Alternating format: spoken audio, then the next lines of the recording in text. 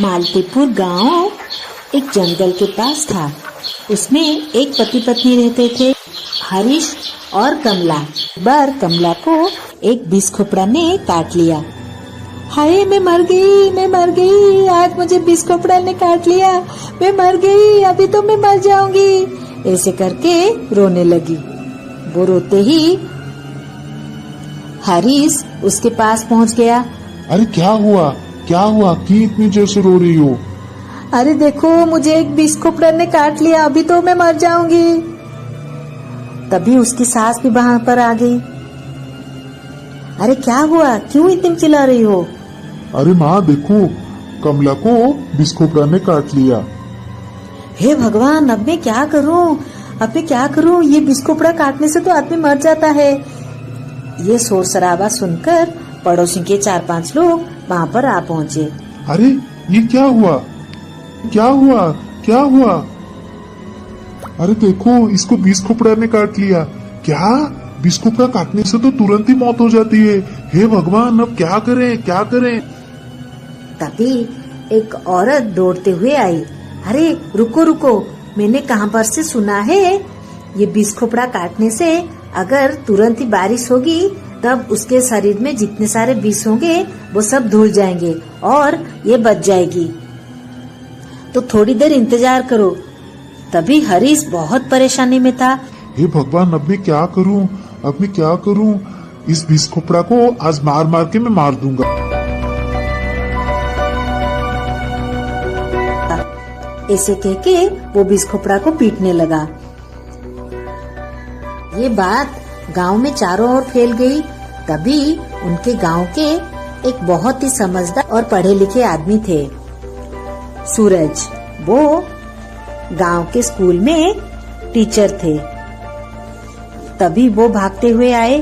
अरे क्या हुआ? क्यों ये बेचारे जीव को मार रहे हो? छोड़ो। तभी हरीश ने उसको छोड़ दिया। देखिए सूरज जी, मुझे भी इसको मारने की कोई भी मतलब नहीं है, मगर इसने मेरी पत्नी को काट लिया है। अभी मेरी पत्नी तो मर जाएगी। अरे देखो, इसको छोड़ो, पहले उसको अस्पताल ले चलो। तो सारे मिलके कमला को अस्पताल में ले गए और थोड़ी दिनों के बाद वो ठीक होके आ गई। सूरज और हरीश बात कर रहे थे। अरे ये हमारे गांव में आया कैसे? हमारे गांव जंगल के पास है, मगर अब तक कभी भी कोई भी बिस खोपड़ा हमारे गांव के अंदर नहीं घुसा। ये क्यों घुसा हमारे गांव में? तभी सरजू एक चोर को पकड़ते हुए आया। रुको, देखो ये कौन है? देखो, मैंने आज सुबह इसको अपने झोले में ये आदमी एक बिस खोपड़े के बच्चे को डाल रहा था। तभी मैंने उसको पूछने पर बताया कि उसका मांस खाना है। ये इस बिस खोपड़े के बच्चे को लेकर उसका मांस खाएगा और उसके चमड़े को बाजार में बेचेगा। इस तरह की इसकी कमाई है। अच्छा, ठीक है। इसके बच्चे को इसने ले लिया, इसीलिए ये गांव में आ गई। अरे देखो भाई, इसको मारने से कुछ भी फायदा नहीं है। क्यों मार रहे हो इसको? क्या मार के फायदा?